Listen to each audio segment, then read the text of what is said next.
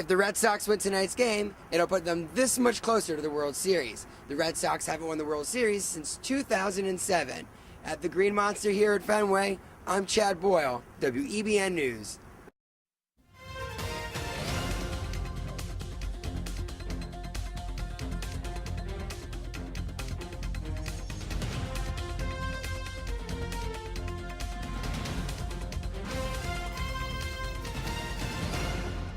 I'm Chad Boyle, and this is a WEBN News update. Britain's royal family has a new princess. After months of media speculation, Prince William confirmed his engagement to Kate Middleton. The couple publicly appeared for the first time after their engagement. They dated for 8 years. During that time, they had broken up twice. 3 weeks ago in Africa, the prince proposed to Kate with his mother's engagement ring. Princess Diana's blue sapphires surrounded by diamonds. The prince says it's his way of keeping his mother a part of the occasion. Representatives from St. James Palace have stressed that the couple will be very involved in the organizing and planning of the event. Both Queen Elizabeth and her husband, Prince Philip, have expressed their enthusiasm and relief over the news, saying they are absolutely delighted for them both. The wedding is scheduled for next spring or summer in London. Dancing with the Stars has announced the 3 contestants moving to the finals.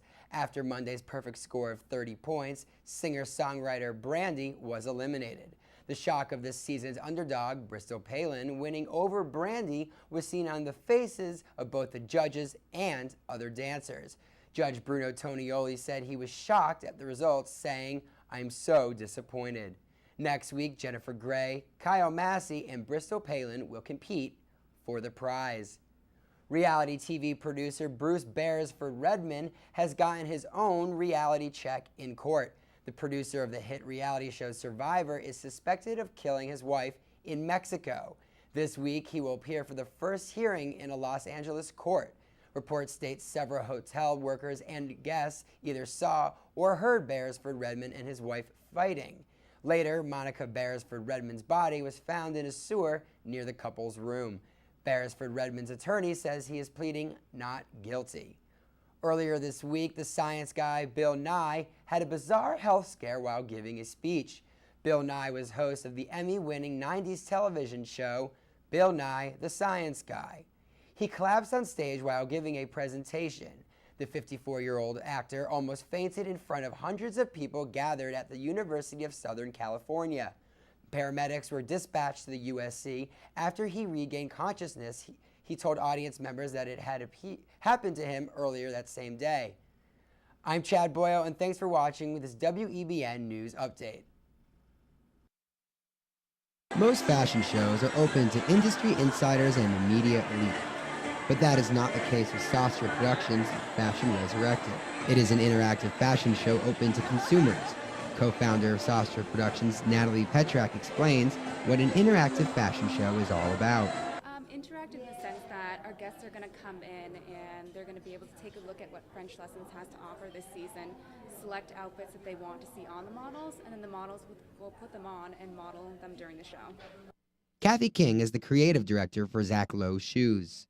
She says an interactive fashion show is also a great way for the designer to see what interests the consumer. You get a lot more input from the women that are actually wearing the clothing, because you can look at a fashion show and see something absolutely gorgeous on the runway, and there's usually only 1 or 2 pieces that you will actually take home and wear.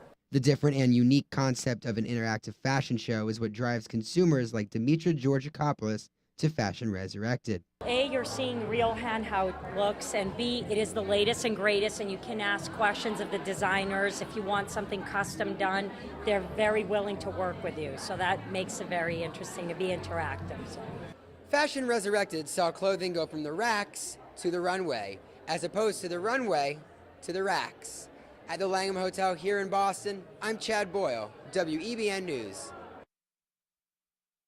My line was inspired by my grandmother, but tonight we changed the look a little bit. We put some hats, some jewelry, we make it look very ethnic, and the music is very ethnic. Haitian designer Paget Jean-Baptiste set up Shake the Runway for the community to give back to Haiti. It's the best way he knows how, with fashion. The fashion showcase featured the works of fellow Asian designers Herbie Severe, Joël Jean Fontaine, as well as Project Runway designer Maya Luz. Always into doing fashion that's for other reasons than just being glamorous and kind of superficial, let's just say it.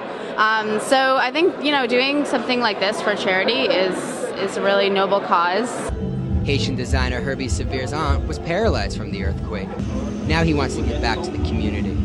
And I just see a renaissance for Haiti. That's what I'm hoping to see in the future. Because when things get destroyed, then it gives time for a rebuild. Taylor Banks of the Boston College Choir believes the Haitian people look to God to overcome the struggles of the earthquake. You see on TV that people in Haiti, they use gospel music to be able to get through. And so by us being there, it's bringing some of the things that they use there and bringing it here and showing people what Christianity does for them. Shake the Runway brought down the house. Proceeds from the event will go to Partners in Health, UNICEF, and the American Red Cross. For WEBN News in Boston, I'm Chad Boyle. It's a tight race for the governor's seat here in Massachusetts between incumbent Deval Patrick and Republican rival Charlie Baker. The polls close tonight at 8 o'clock. At the State House, I'm Chad Boyle, WEBN News.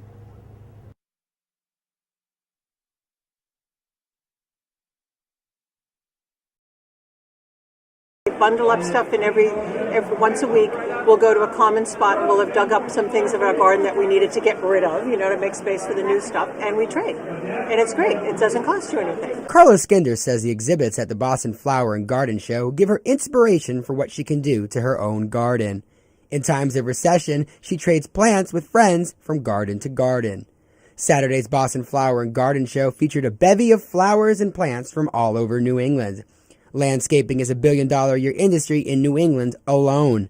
Landscaper Eddie Jamison has noticed people are spending more money in their backyards. We see in recessions that the landscape business usually does pretty good because people stay home and they start spending money in their yard because they can't afford to, take the big vacation. From bonsais to bathtubs, this flower show was quite the spectacle.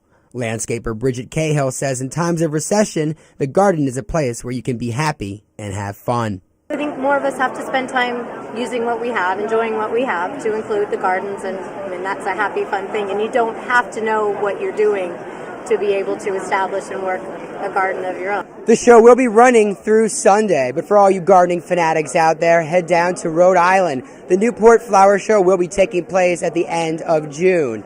At the World Trade Center in Boston, I'm Chad Boyle, WEBN News.